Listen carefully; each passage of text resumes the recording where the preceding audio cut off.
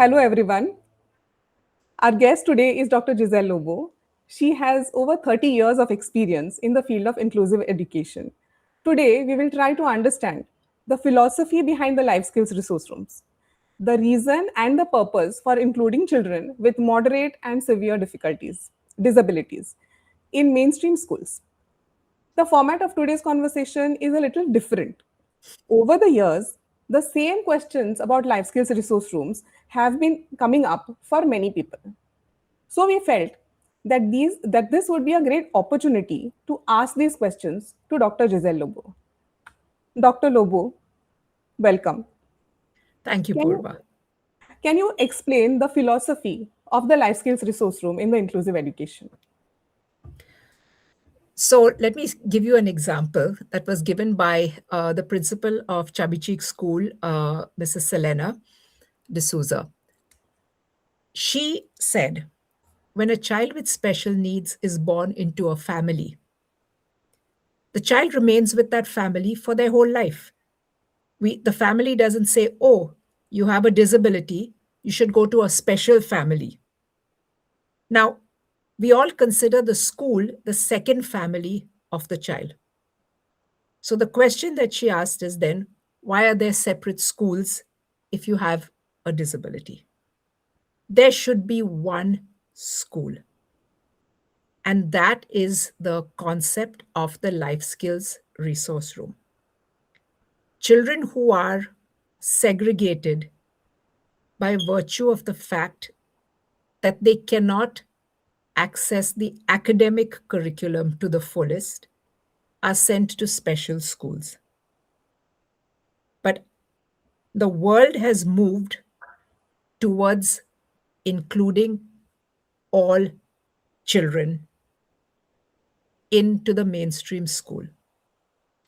And the life skill resource room gives our students with moderate to severe intellectual disabilities a similar chance to be part of a mainstream school, to access the same opportunities that their peers in the community do.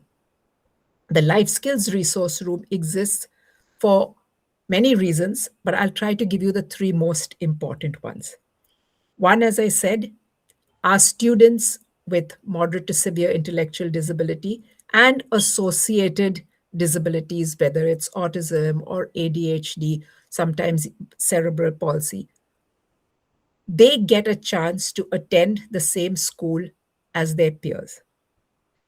Secondly, it allows the mainstream students to get an opportunity to interact with students with special needs. These students would be hidden away from the world right from the time they are born till the time they are adults. By having a life skills resource room, typical children, mainstream children, they get a chance to see, interact, learn from, and this is the key word, learn from students with special needs. And the third thing is the life skills resource room is a setting for preparation for the real world. If we want our students to be part of the real world, society, community, it has to start in school. They have to be interacting with and learning from their typical peers, just like their peers learn. And the life skill resource room answers these three issues. But managing the special children in a regular classroom is very difficult for the teacher and for other children and the school. They don't study, they don't know how to behave, they will keep on disrupting the class. So, why do you want to burden the teacher with the extra work? So that's a valid point that has been raised. The life skills resource room is a place in which students with intellectual disability come. They learn a variety of skills, but especially social skills, which allow them to then be part of a mainstream setting. That's one part of it. The second part of it is that there is collaboration between the life skills teacher and the regular general ed teacher. This teacher is not burdened. The student is not dumped in her classroom and left to fend for themselves.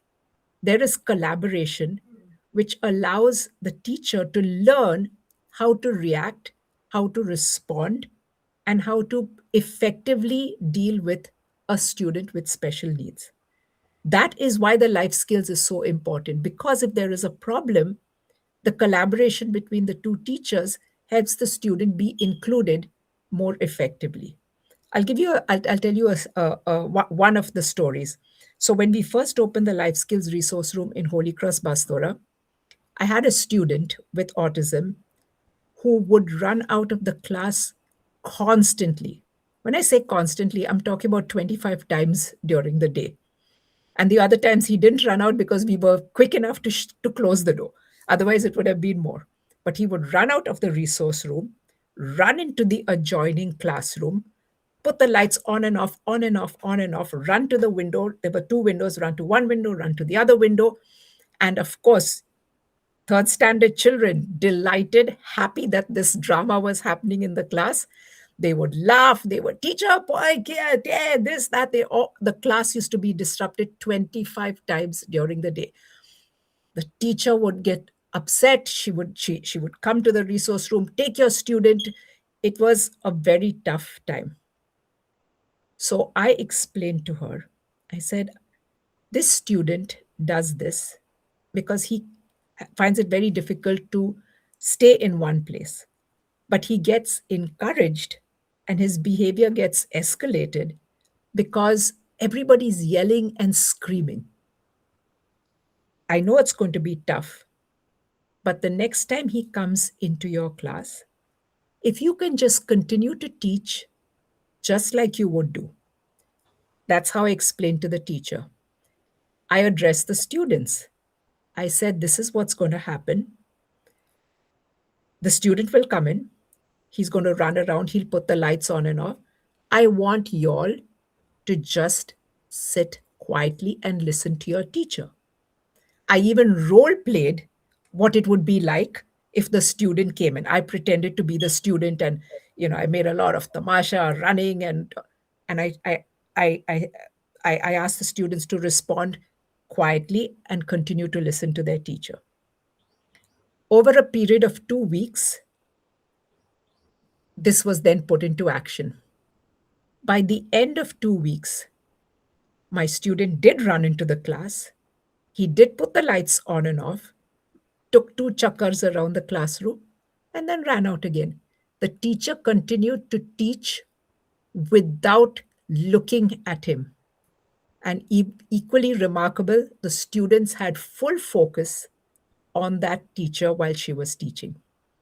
1 year later, that teacher boasted to everybody how she was able to cope with this student. I think that this is an example of your question was these children cause chaos, they cause problems in the classroom. It's not fair to the teacher. If you were to ask that teacher whether it was fair to her or not at the start, she would have said, absolutely, yes, it's so unfair. If you asked her at the end of the year, she would say, no, I learned how to cope. She would be proud. In fact, she was proud. And she told everybody how she was able to deal with this. That is what a life skills resource room does. Yes, there is challenging behavior, but we have to learn to deal with it. And with collaboration, we do. But ma'am, just think about the children, the special children. They will struggle in the regular school. But if we just let them do their own studies in their own special school, which is designed for them, why not? So the life skills resource room has a functional curriculum. I had said that it addresses 7 key areas designed for independence and helping inclusion. We have communication, which is both for independence and inclusion. We have fine motor skills, which allows them to participate in the art and craft classes. We have gross motor skills, which allows them to participate in physical education, yoga classes, dance classes when there are. We have sports as well. Then we have functional reading, functional writing, functional math. We have self help skills, which is a huge part of our curriculum. We systematically teach our students to eat, to dress, to bathe, to brush their teeth, to wash their hands in in the school and the home setting. uh, so that self-help skills is another thing, and social skills: greeting, waiting, sharing, turn taking. This goes a long way towards helping them be part of the regular school.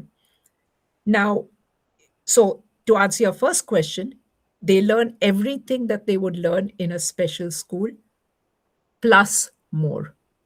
The plus more allows them to interact, to learn with regular students, to get a chance to socialize and be part of a school community. So, to answer your question, no. Why should they be in a school which only teaches them their skills but does not allow them to be part of a regular school community? We have to ask ourselves this simple question: what kind of world are we looking for? Are we looking for a world where our students are segregated, or are we looking for a world where our students are included? Our answer actually will determine what we want to do with them at school. If we say we're looking for a world where all students are included, it has to start in school, right? School is the big aspect of a student's community life. So inclusion has to start at the school level. But a regular school, is always judged by the results that it brings. If we take in the special children, the average achievement level of the class will reduce. Then who will compensate for that academic loss of the children? I know that that is the way schools are judged today. But my answer to that is one dimension of judging a school. I do not agree that that is the dimension on which a school should be judged. I think that we should look at schools not in terms of only academic success. We should look at schools in terms of what kind of students are they bringing into the world? What in what way are they preparing their students to be more empathetic, more respectful, have positive attitudes, to share, to understand that diversity exists? This is what our schools should be training: to be responsible citizens. Today's students are tomorrow's doctors, lawyers, engineers, teachers, judges. Are we preparing our students to be better doctors, lawyers, teachers who will welcome people with disabilities into their world? That should be the mark of success of a school. When a few years ago, before I left for the US, I had done a survey through Setu on the three components of what constitutes a good school: the philosophy, the policy, and the practice. And under each of these areas, we had things like, under philosophy, the school is a welcoming community. It's a welcoming place. There are there are posters which advocate for disability, for diversity, for compassion, for respect. Policy: what are the rules? What's written in the calendars, which gives parents and other people who read it a sense that the school is a welcoming place? And finally, practice: what is it that is actually happening at the grassroots level in the school, which is making the school a different place, a place which focuses on more than just academics? After we did this survey, many schools went out of their way to put this statement in their calendars. We are a school which welcomes students with all needs. We are a school that has a resource room. We welcome students with special needs and look forward to helping them achieve. Now, this is what we are looking for in schools. Again, it all depends on your perspective. If it's only academic success, you can say, well, this is not going to be, inclusion is not going to be the answer. But if you're looking for more than that, yes, inclusion is the answer. But then there is this high chance that these children might get neglected, harassed, or even abused by the normal children and other adults who might enter the school. So then why put them in a dangerous situation? Will it not be kinder to let them remain segregated and protected in their special school? So, if you look at the statistics worldwide, but specifically in India, you will see that people with disabilities, but especially women and children, are 10 times at more risk of being abused than non disabled people. And this happens irrespective of whether the children are in a special school or in a regular school. Because if they will be abused by adults, adults are equal in both schools. Now let's look at the aspect of bullying. Bullying will happen in a regular school, more likely, obviously, but also there's something else that is more likely to happen. Every child is not a bully, and many children, in fact, most children, will learn what it is like to stand up for somebody with special needs. Once again, children with special needs are not going to be left alone in the school. As teachers of the Life Skills Resource Room, we are always around. We have sensitized students, we have sensitized teachers, and we are there to monitor the situation. There have been examples of students in the Life Skills Resource Room when I was a teacher there being bullied. But guess who came and told me that they were being bullied? Other peers. Teacher, this boy is making fun of this student. Teacher, this boy is making fun of this girl. And I was able to deal with it. When you deal with it with the students, you're spreading awareness again. If students learn at an early age that people with disabilities are bullied but can also be protected, that's what they will do when they are adults in the real world.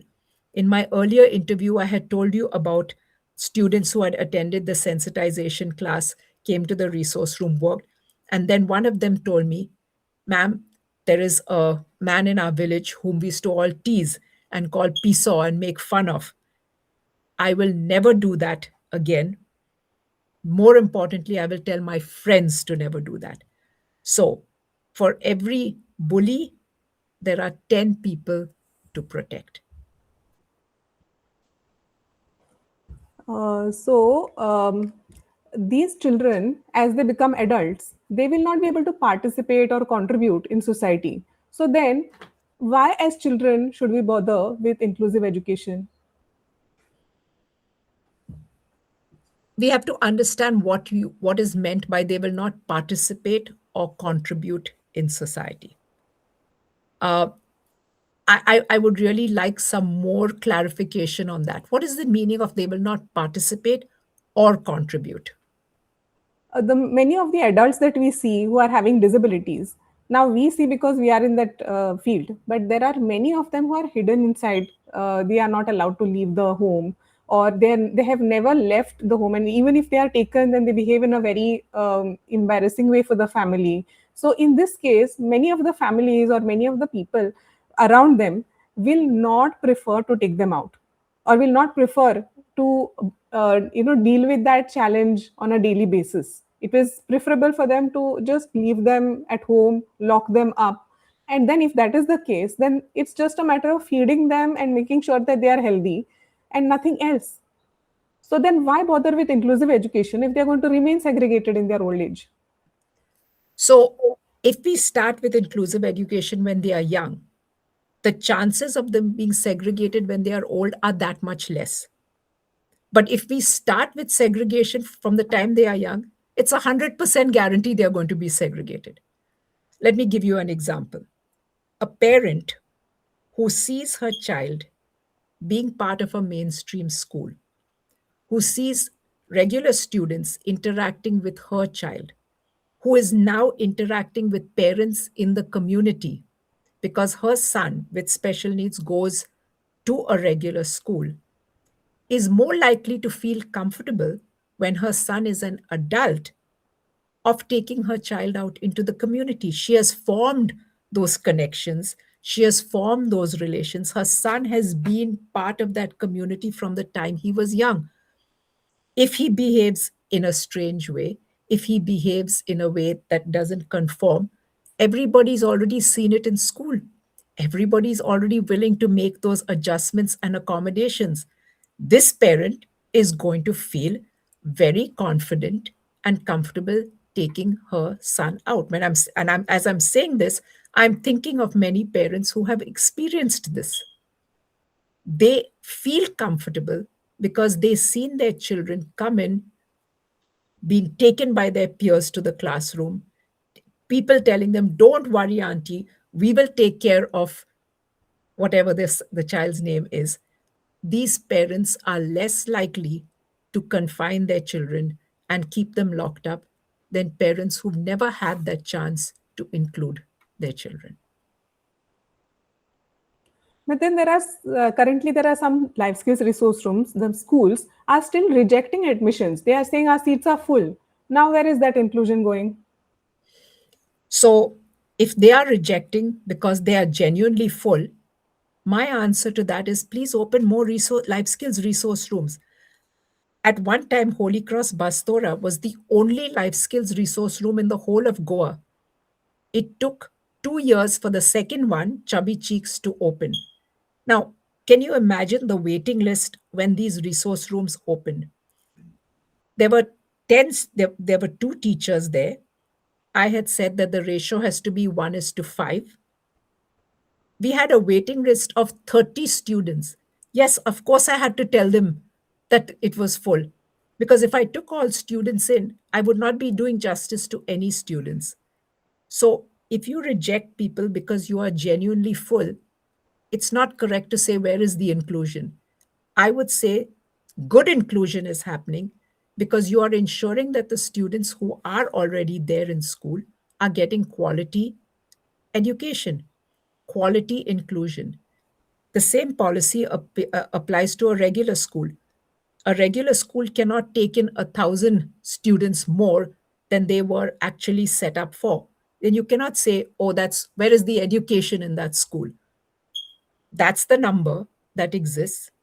That's the number you can teach effectively. That's the number you hold to. And the same thing happens. I am very aware, but my answer to that is please open more life skills resource rooms. If we even had one life skills resource room in every taluka, the waiting lists would not be so big. Okay, so supporting the children with disabilities is very expensive. We need special teaching learning material. There is a lot of stationery that is required. A separate resource room is required. Storage area is required. And as you said about the ratio as 1:5 that you had kept over there, but the scheme I think is saying 1:8. So in that case, look at the general teacher who is taking 40 to 50 children in her class at a time. So why waste teachers or resources on these children? We could use the same money to provide a better support for the high achieving children. Then they will actually bring some laurels to the school. So there's two parts to this question. One is the resources that we are spending on children with special needs. The money that we are spending, it far outweighs what we consider a good product. So these children are being educated in special schools. Economically, inclusion makes more sense economically. To build a special school, to have a whole infrastructure set up, to have extra maids, to have extra teachers, extra administration is much more costly to the government than having one classroom per regular school, which services the same population of students. If imagine this, if every school in Goa had a life skills resource room attached to it, you would not need special schools. Now, having said that, obviously these students require that quality education. The scheme also calls for a 1 is to 4 ratio for students with severe disabilities. In my mind, if a student has intellectual disability and autism, that becomes a severe disability. Just as if the student has intellectual disability and a physical disability, it is a severe disability. The government has given that ratio. We should take we should avail of it. So the question is irrelevant because the same population is getting those resources in a special school. I'm saying you can have it in a regular school. Economically, it is much, much more feasible to have it in a regular school. That's the first part. Your second part of the question said that it is better to spend money on children who will achieve academically and bring laurels to the school. And it again goes back to my earlier example or my earlier point. What is laurels for the school? If it's only academic achievement, then make sure that you only take in students who will score top and you will take in nobody else. But if we are measuring the success of a school by the kinds of citizens it produces, by the way it trains their students for the future, then having a life skills resource room actually becomes an extra point of pride for the school. Today, Holy Cross Bastora constantly mentions the fact that they were the first school to have a life skills resource room. It is a matter of pride. The teachers talk about it, it is a matter of pride. So, academic success is not the only measure of success of a school.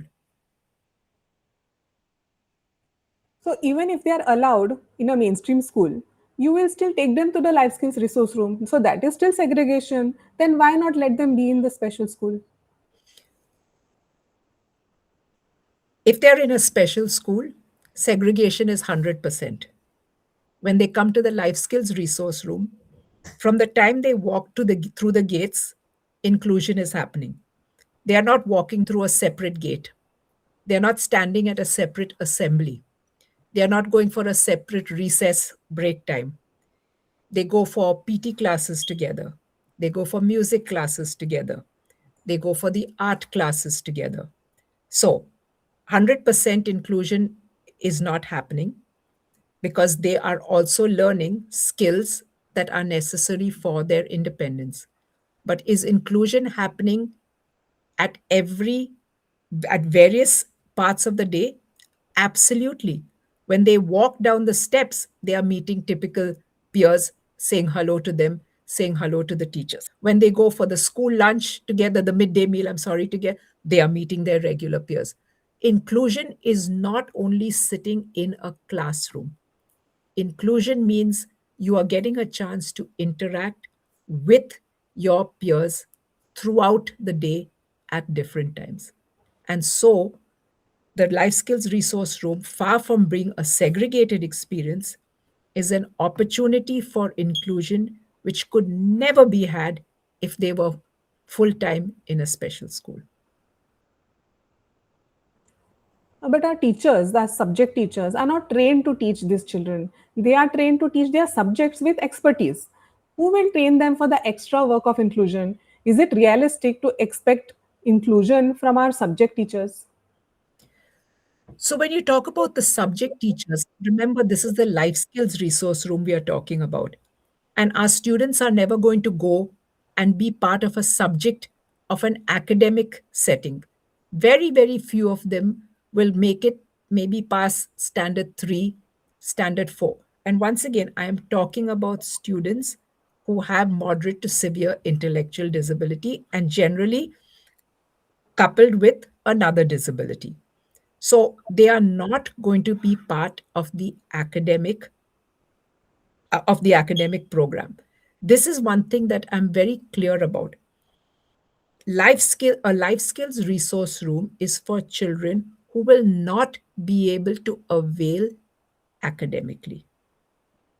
That is why it is so important, because school should not be about academic learning only. It has to be about different kinds of learning.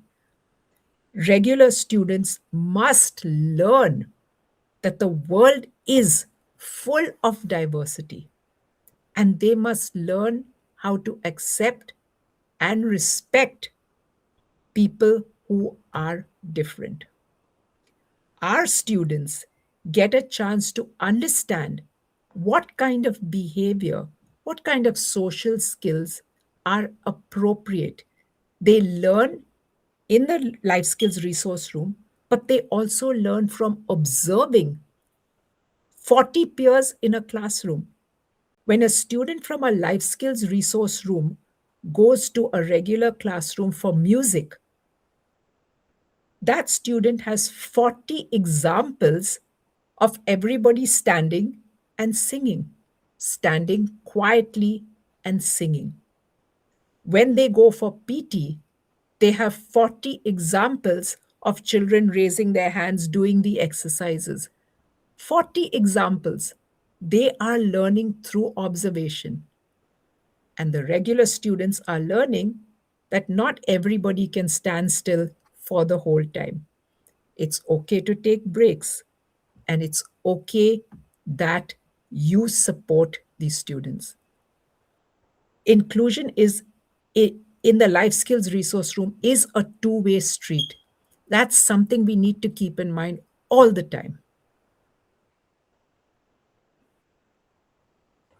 Ma'am, as we see in regular schools, the progress of the children is measured through marks. But we cannot measure the progress of these special children. How will we even know that inclusion is actually working or not? And how many years will it take for us to know that inclusion was actually successful? So we measure our students' individual progress through the IEP. Every skill that a student achieves is documented, and the next skill is moved up. If you look at, and this is, I'm talking about if people are following the protocol correctly. Every student has to have an IEP file from the time they enter the life skills resource room. Once they are assessed and the goals are selected, every time a student achieves a goal, that is entered on the first page of the IEP saying they have achieved, they have mastered this goal. A list of all these goals. So individual progress is charted and is measured and charted in the IEP. As for inclusion, that is a work in progress. So, how are we going to say whether inclusion has happened or not? You measure it by the amount of time the student spends in the classroom. If the student is going for all the co curricular activities, goes out for recess, you know that inclusion is happening. If you interview students, which we have done as part of one of um, uh, uh, uh, our programs that we had when we were in the life skills resource room, was to interview the 10th standard students, okay, have discussion groups and ask them, because they were 10th standard, they had been experienced inclusion for 5 years. These were students who were there in the 5th standard when the resource room started. We asked them how this inclusion impacted their lives. And we were able to understand how their attitudes changed. Some students said, I told my parents how we should accept students with special needs. Other students, as I shared with you, said we will not tease people who we see in our village when they have all these kinds of odd behaviors. Okay. Other students said that I learned that all these students can actually learn things. So, this is the measure of inclusion: attitude change and learning of appropriate behavior from our students. That is the measure of inclusion. So, inclusion is very measurable. And I forgot one other thing: the attitude of teachers. If you interview these teachers, you will see that many teachers have changed their attitude towards children with special needs.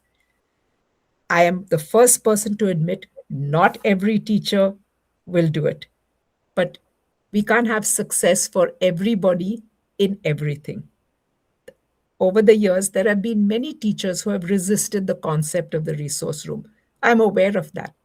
But I know that many teachers who opposed it when I first started it have changed their attitudes. That's inclusion. So, ma'am, what do the parents actually want? Do they actually want inclusion, or do they want segregation? That is an excellent question, and that is a key question.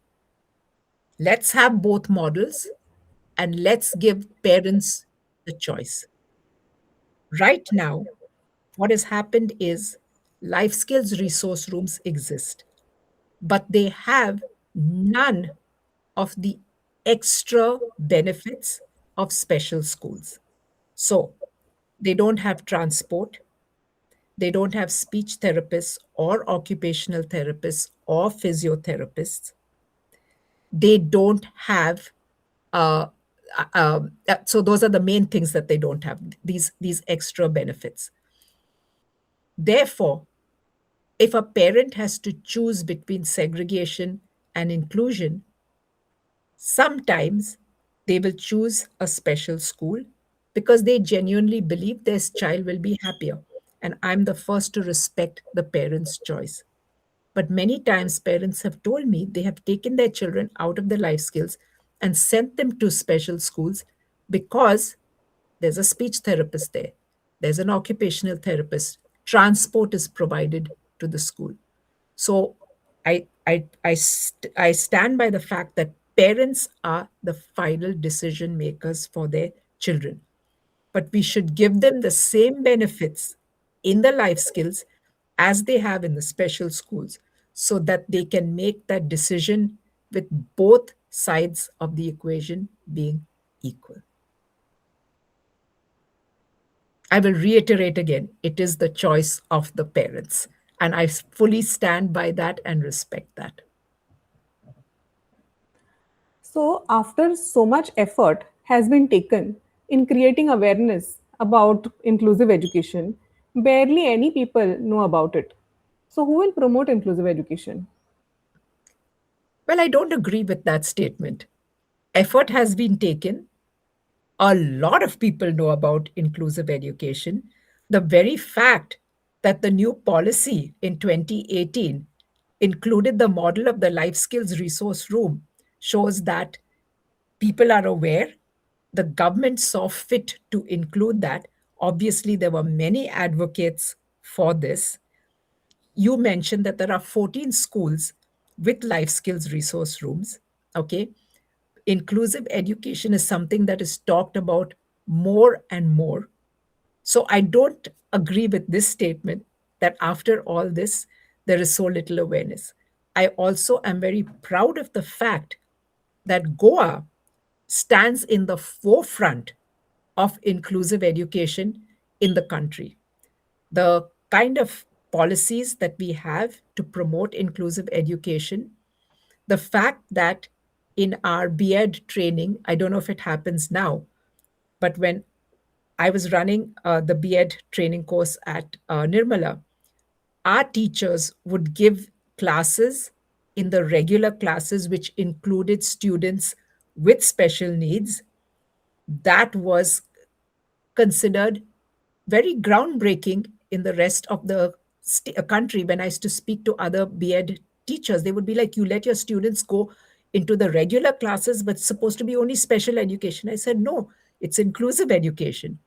So I take pride in the fact that Goa does stand in the forefront for inclusive education. It is a work in progress. Definitely, more work needs to be done.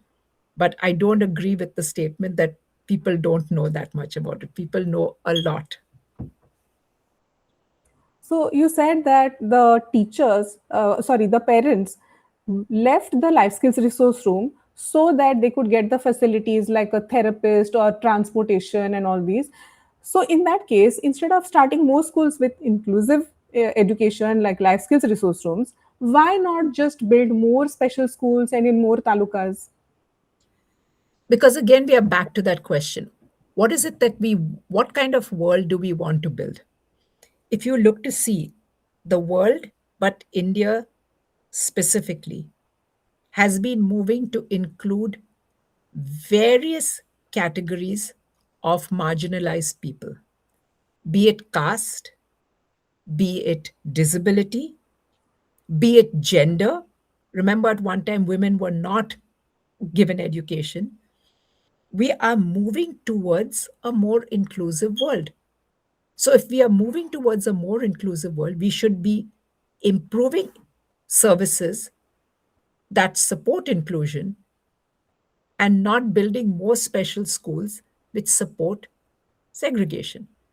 It's all in what we are moving towards and what we believe our future world should be. That's as simple as it gets. So, if all the children with disabilities get admission in the general education schools, then what will happen to the livelihood of all the staff that is working for special schools? All the teachers, special teachers, the heads of the special schools, what will happen to the therapists, the ayas, the drivers, all the other staff that are appointed by the special schools? And then what will happen to the special school buildings that are already existing? So let me answer your question first for the teachers.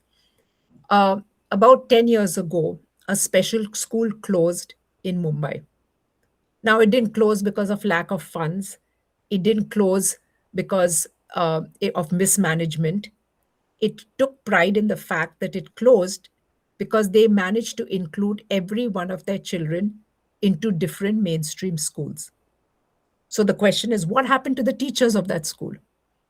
What happened to the teachers of that school was they were employed because they function as the life skills teachers. They have the same qualifications, so they become teachers of the students in those schools. So if we are talking about moving our children from special schools to life skills, those teachers, they are all government uh, employed teachers. They will go to life skills resource room and become teachers over there. As to what would happen to the schools, the principals, I'm assuming that they too are government employed. They have the same certification, the same qualification as other principals. And just like people get jobs for principals, they would get that too. What would happen to the buildings? One thing we have to remember, after school comes employment. We have not yet reached the stage where our children can be employed in the community. And we may never reach that stage. In a perfect world, employment opportunities, be they separate, would be part of a regular school, no, sorry, a regular institution. So what do I mean by that? The Polytechnic Institute in uh, Altin is one of the things where they have a lot of training courses for people to find jobs, various things, the hotel industries, jewelry making, etc. It would be ideal if they had a couple of rooms over there where our adults with special needs could be trained to do jobs based on the training that happens over there, but at a smaller level. So That would be the ideal situation. Have special classrooms in ITI institutes where our students would find similar training and employment. But as I said, for our students to be employed full time in the community, very difficult. These special schools could become these sheltered workshops, which are so important. They could become adult leisure and recreation centers, which could be open to the public, and inclusion could take place there. These, if I always say, if you believe in inclusion, you will find a way to make it happen in every aspect of your world. But first, we have to believe. I always said, inclusion begins with the belief in the possible, not the impossible. So, ma'am, the schools that are there, the special schools, have also been taking care of adults with disabilities.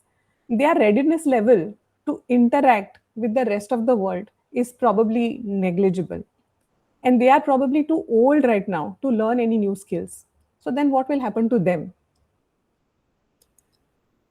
I don't know what will happen to them, but I can answer that what should happen to them.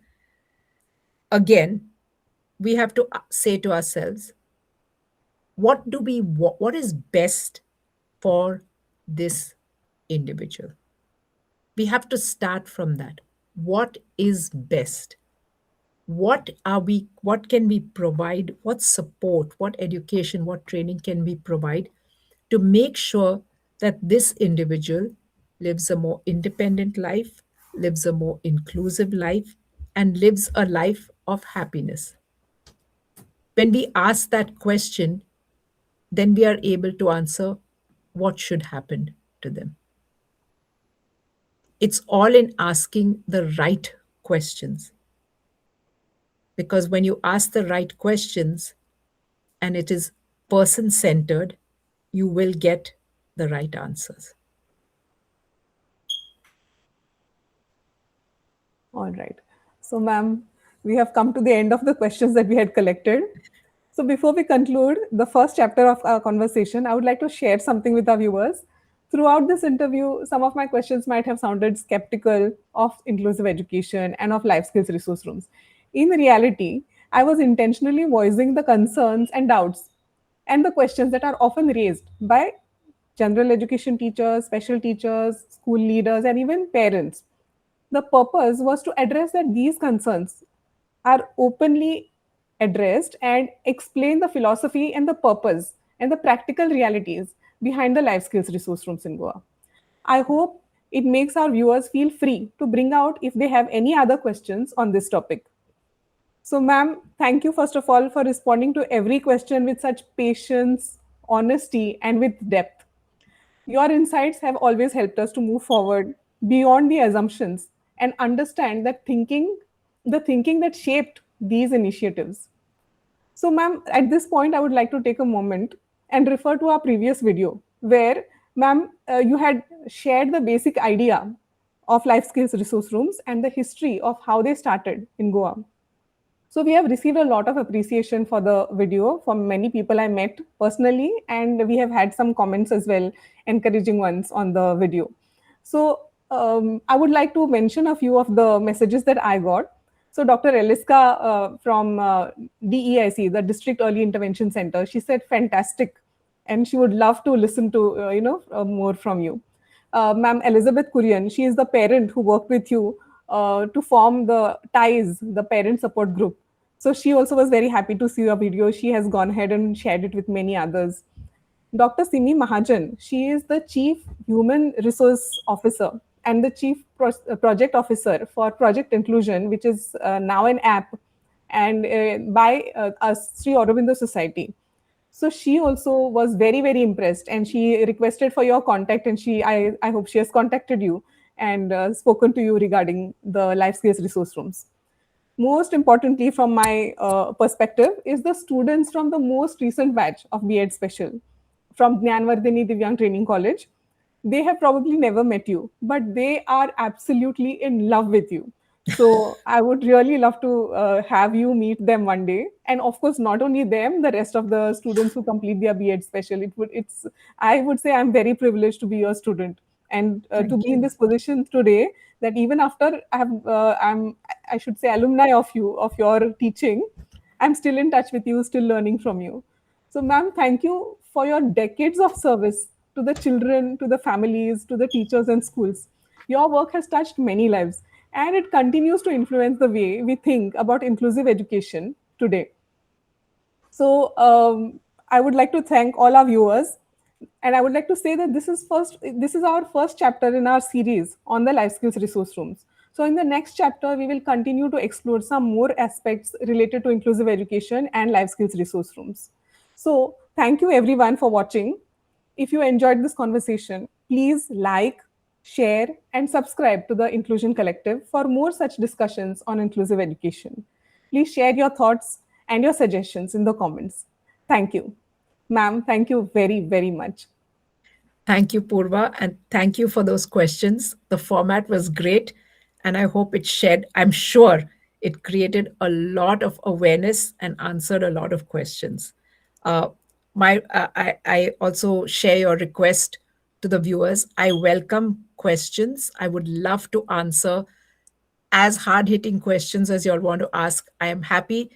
I am a passionate believer in the philosophy and practice of inclusive education. I truly believe it is what creates a better world for us today and for the future. Thanks, Purva. Thank you very much, ma'am. Thank you so much. Bye, ma'am. Bye bye.